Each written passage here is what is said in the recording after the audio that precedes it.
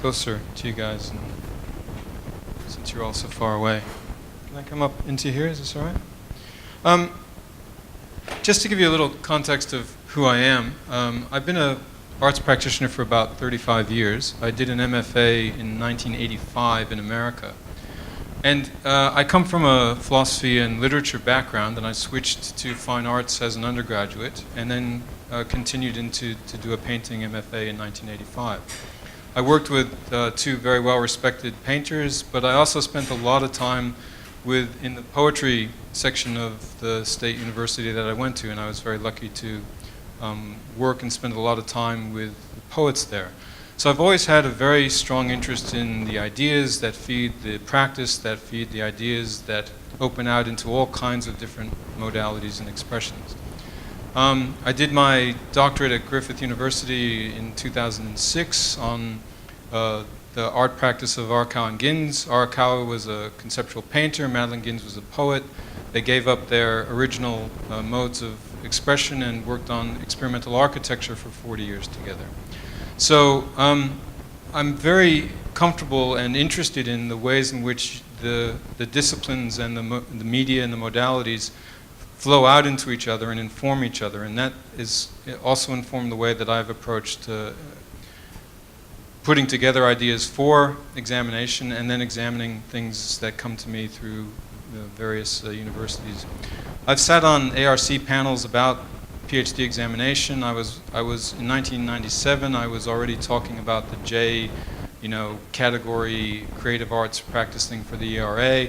So I've spent a long time sort of thinking with people about the problems and issues and frustrations and conflicts and impositions upon creative practitioners that are expected in a university sort of setting. And I guess that those are the things that are most important to kind of understand in terms of forms of order, that you've come into a very particular historical form of order that's not only changing through time, but is traditionally set up as being against this kind of linguistic explanation of things. One of the main issues that always comes up in terms of examination of creative arts PhDs is this idea of the tension between an explanation of the work and a continuation of the work through other means. So this idea of forms of activity, and how true to the enactment of your own work should the written aspect of your work be if you're not a creative writer or a scholar, or someone who does writing as your practice.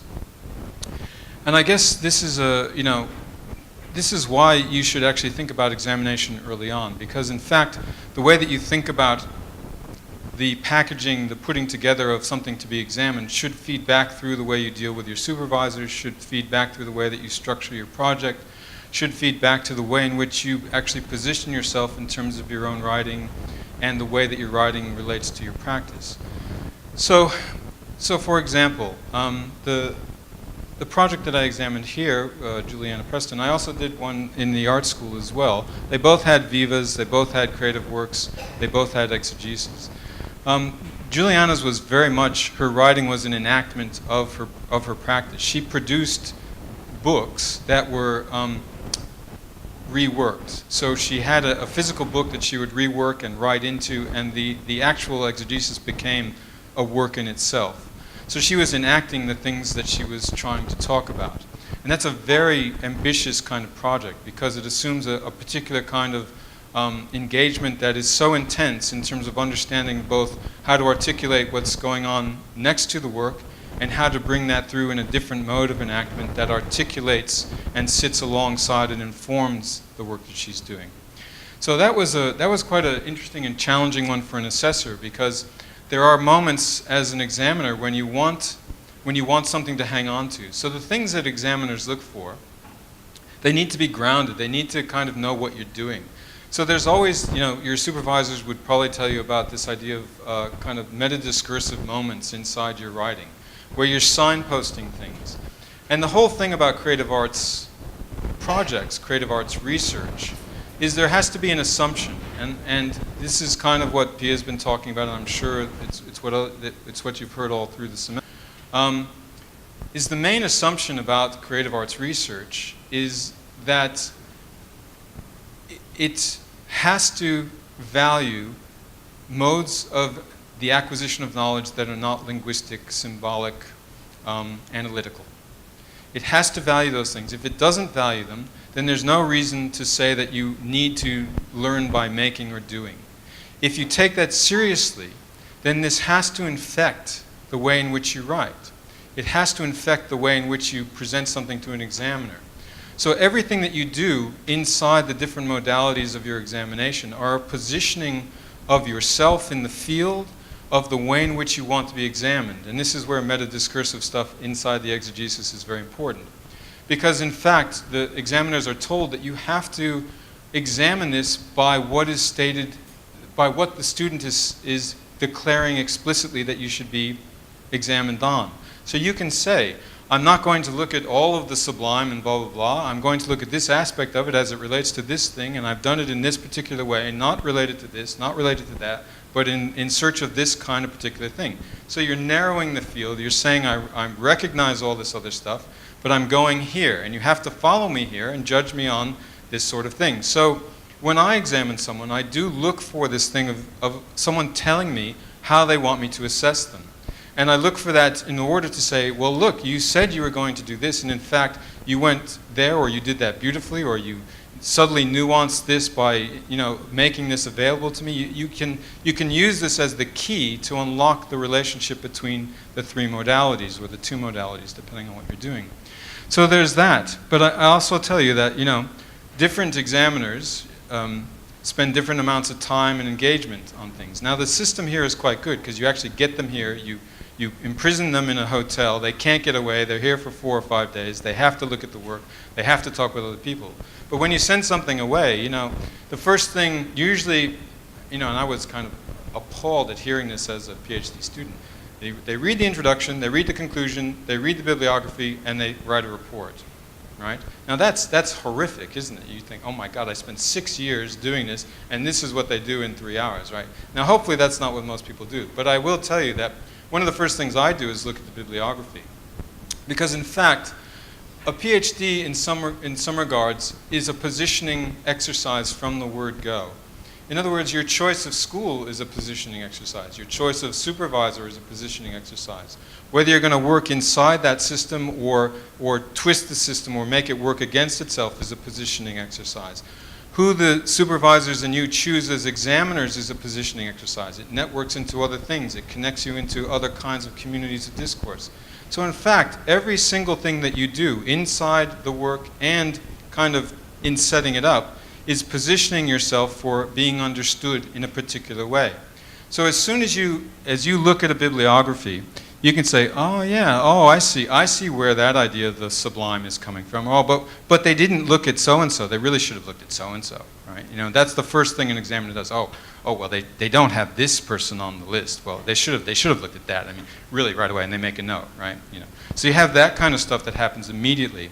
And one way to kind of get around this problem is to, that's what your kind of lit reviews are for. If you've done your sort of reading and you kind of compile your lit surveys in a way that is accessible to you, you can do these kind of summative declarations. You can sort of say, well, I've looked at the notion of atmospherics in contemporary art installation, and it seems to fall into 3 categories.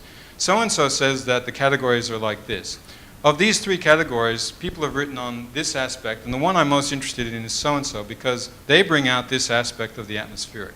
That's this way of kind of, and then the rest can go into footnotes.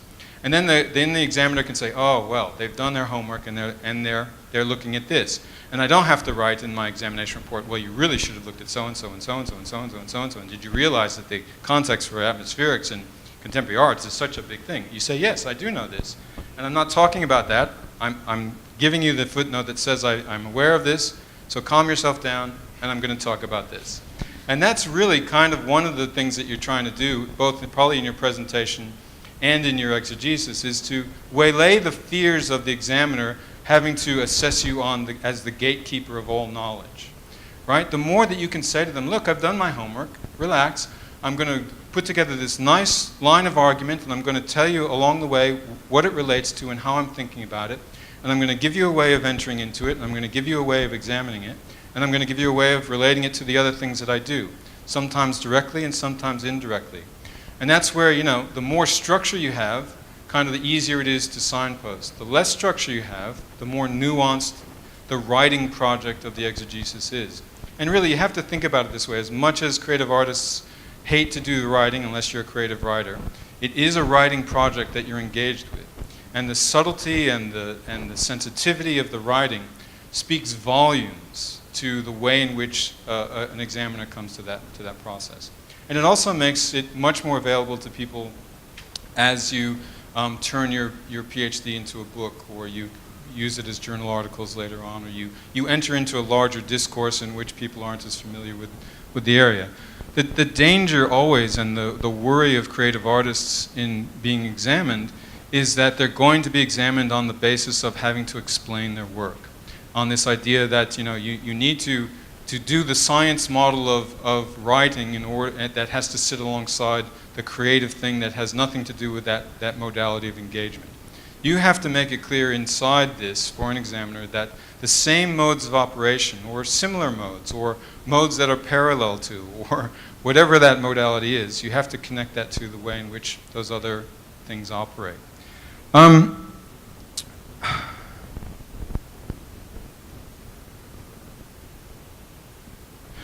I guess the thing too is there's always this worry about the relationship of the theory to the practice, right? And this idea again that there is some kind of the theory to the practice is the same problem as the exegesis to the creative work. That somehow you have to explain or justify your creative practice through the things that other people have said.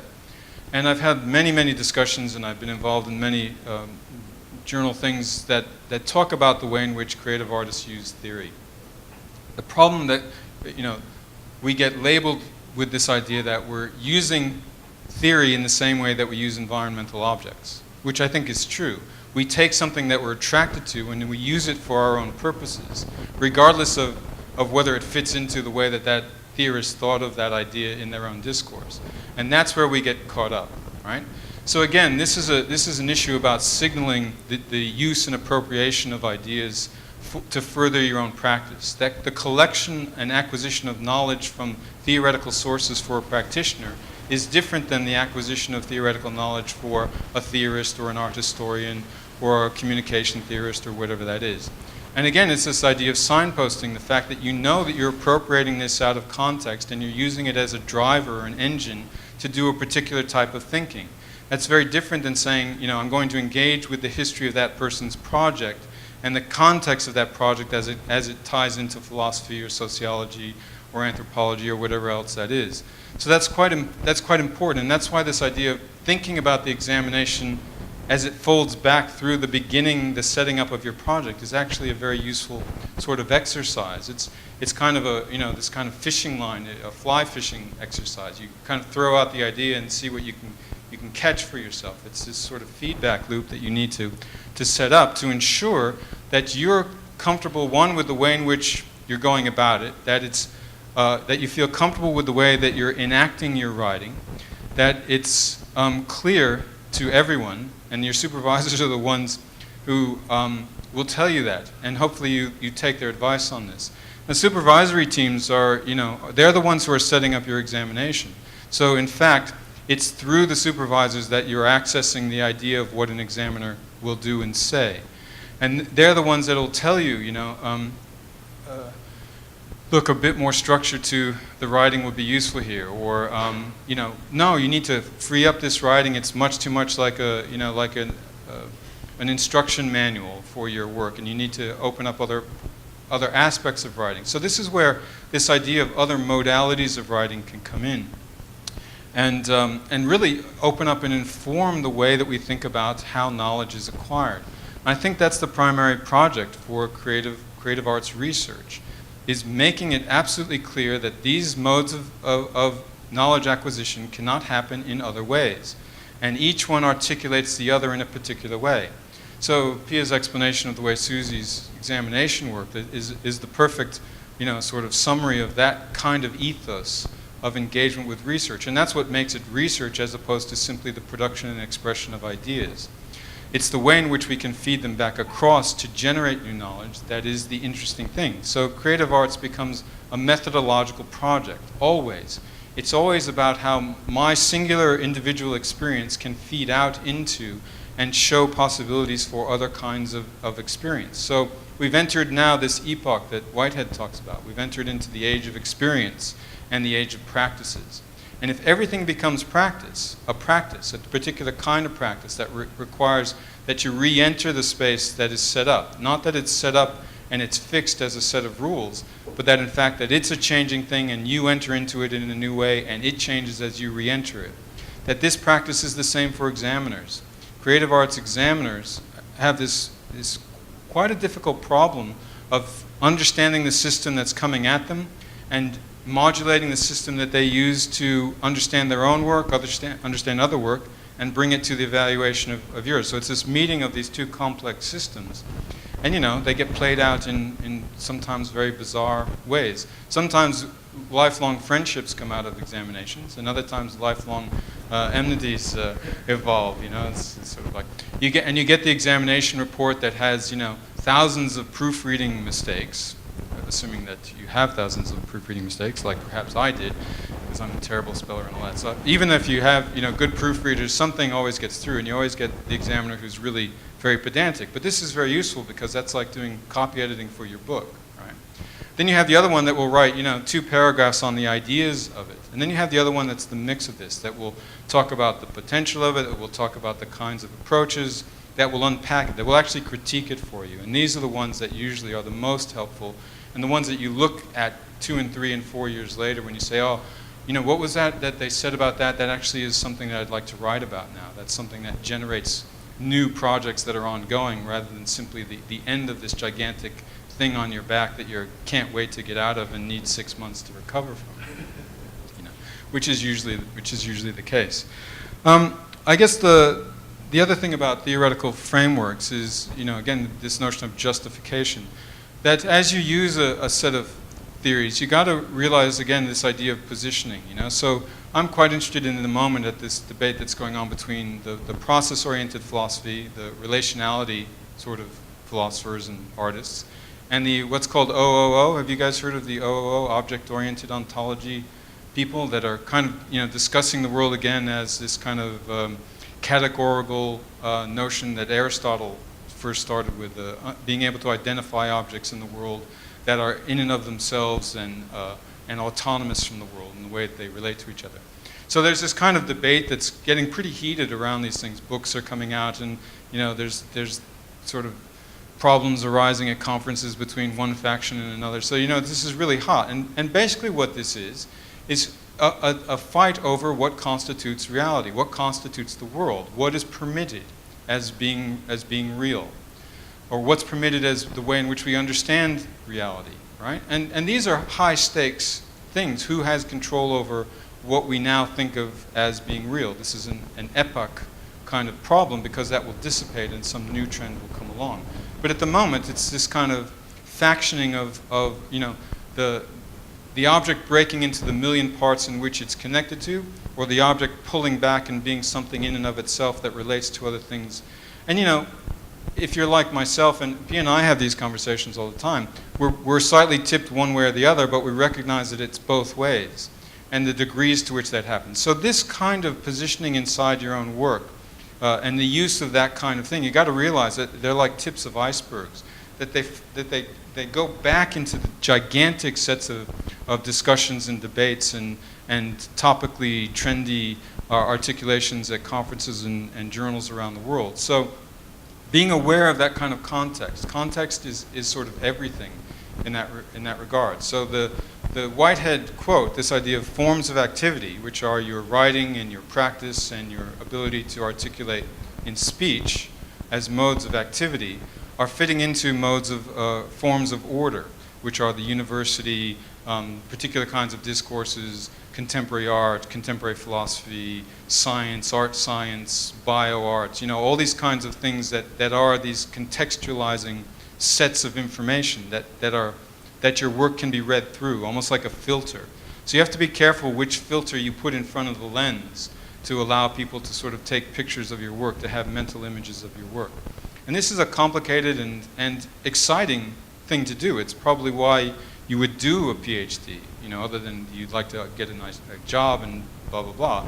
But it is this way of generating the things that set up 20 years of research, 20 years of investigation, 20 years of thinking deeply about and being able to talk to the people that are most interested in the things that you're interested in. And that's a wonderful, kind of opportunity and way to approach things. I'm sure I have other things to say, but I should probably stop there now, and maybe we could open up for some discussion. Lyndal, do you have anything that you want to add to that? It's interesting listening to. I'll come here. It might make it easier. Listening to you, Jondi, it makes it clearer to me the differences, in a sense, between the kind of visual art PhDs that I've examined, and for instance, the ones that some of you are involved in through architecture. And of course, the School of Media and Communication is it takes a bet each way at the moment, depending on the candidate. I only examine art PhDs and occasionally MAs. There are a lot of them, and so I do 2 a year. And I'm in the position where I can select which ones I want to do, because there are not. The reason is there are not very many women still who actually have PhDs and who are experienced examiners. Most of your supervisors will want to choose an experienced examiner rather than a new examiner, because new examiners are very nervous. And that's why. Yeah. So, what you have to understand is that when an examiner comes in, for instance, I'll go further and talk about certain other criteria that I personally insist on. I never look at anything that's written before I see the exhibition. I need to see that what is articulated through the project is something that I can make some sense of. I also don't want the artist to tell me how I should make sense of it, either verbally or in written work. Because what I'd like to be able to think is that the work always is bigger than any one person can describe. So if it's small, if it's limited, if it's closed as an artwork, then already I have some things and some issues that I want to actually deal with regard to. I then start to look elsewhere. I had a big fight with a staff member in my school last year because I came into a discussion where she was saying, well, in fact, you need the writing because art is dumb. Well, quite a lot of people say that. I mean, they don't mean dumb in the ignorant sense. They mean dumb in that it doesn't speak. And I said, well, that's actually rubbish. It depends on what kind of insights you have into the discipline, as in any discipline. And so I would expect that I would be able to see within the work who are the, if you like, the community of practices. What are the issues and how you're relating to them with regard to that community of practice? What are the kinds of ways in which you treat the material that actually articulate in itself what some of your research concerns are and what your contribution to the culture is? Most people after even undertaking a PhD would be able to look at something and say this is really derivative. Okay? We all know enough about our community to know that. And as with design, we know what is derivative, we know what is actually making a contribution. And so that is the first and basic kind of issue there. I then look at the written material First of all, to see if it underpins in a rich way what it is that has actually been made. And this is where something that you talked about, and in fact was Lorraine talked about with regard to the content of the writing. If you've made this whole series of works and they're rich and complex, and then you've sat down and you've pretended that you're writing as a philosopher or as a cultural theorist, or without connecting that to the work itself, there is actually a problem. The reason, and I think the richest work, so I'm certainly not arguing against philosophy. In fact, I would say that in order to understand one's own values, we need to go to philosophy, to understand what they are and what they might become. And I would certainly be looking for that in the work. But it's really about somehow the written element of it somehow being creative in some kind of similar way to the project. And I have to say I have very rarely seen that. And I look for it each time, and I comment on it each time. If people, and this is where people I'm working with have, even if you're looking at the citation method, if people are still citing their works in a historical mode without it having a kind of a historical focus, it would seem to me that something hasn't been examined at the material level. So even by choosing inline citation, which makes it a more conversational kind of a relationship with the material, that itself is a material kind of decision that you're making. Yeah? So the writing itself constitutes a material, and I think it does is much more fun, and it actually makes for a much lovelier experience for the examiner if it in some way parallels. You're frowning. Does it not make sense to you what I'm saying? Do you want to? Look, I might just leave it there because I think that in itself is an opening. But in fact, I suppose what I'm saying, for me, the purpose of the relationship between the project and the writing,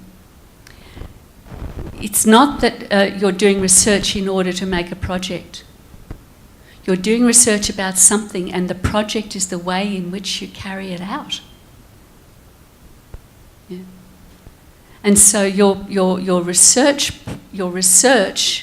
is not this secondary research, which is simply underpinning your book or your set of artworks or your videos or your installation or your game or your building. They're not there to underpin that. The building and the game and the artwork is there to actually articulate the research problem that you're undertaking. Yeah? And that is the bottom line of it. It needs to actually be embodied in that way. I just jump in there again for a moment. It's complicated a little bit by the fact that you oftentimes in different programs you'll have a choice as a student whether to submit the exegesis before they see the exhibition, at the same time as the exhibition, or 3 months after the exhibition. And typically in performance works that I've assessed, they do it afterwards. So they write up and consolidate the experience of doing the final performance. So there is this idea that you might want to try to give the assessor a preliminary understanding of things, like if you're doing things that are extremely parodic, or if you're doing things that are process-oriented. Like I supervised a student who was doing these collaborative knitting things. She was using her body as a loom, and she would connect up to someone else and produce this piece between the two people. Now, sometimes that would be interesting to have that in your mind already as you go in to see them. She also did a video that was in the exhibition. So there might be reasons why you would want to inform an examiner before, but then the examiner doesn't have to read it, right? So you have this thing of the preferences of the examiners and your preferences, and you can suggest to them, look, I'd like you to read it before. I've given it to you 3 months before. Or you don't have to read it before, and it's obviously you can't make them read it. But there is that idea of how you set it up and which you like to inform which, and there is always that danger of okay, I want the work to speak first rather than second, or I need you to know this beforehand, it would help, or there's all those kind of things, and I think again that's something you talk about with your supervisors, and you try and position it in the best way that you can to have the best result for you, to be truest to the process that you've engaged with. Jondi, just one thing. I think, yes, that's true, but different universities have different rulings. And unlike Deakin, which actually enables all three, RMIT doesn't enable all three. Okay, so you certainly may not put in your exegesis 3 months later. No, for anywhere. Okay, and in fact, there's a massive debate at the moment about putting them in at the same time as the exhibition. So, but just so you know, even if people put in their exegesis 3 months before, for me, I don't read it.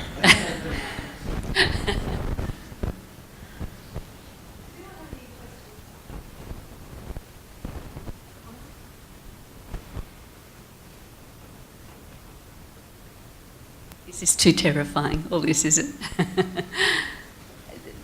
Yeah. Thank you. In regards to how the specifics of the kind of language you use, talking about how that should be really related to your actual project and it should be sympathetic to the work in itself. So not necessarily highly academic then, but rather what is most natural to you or relates most to the project in a particular way? Is that what you would suggest? Or how would you assess that?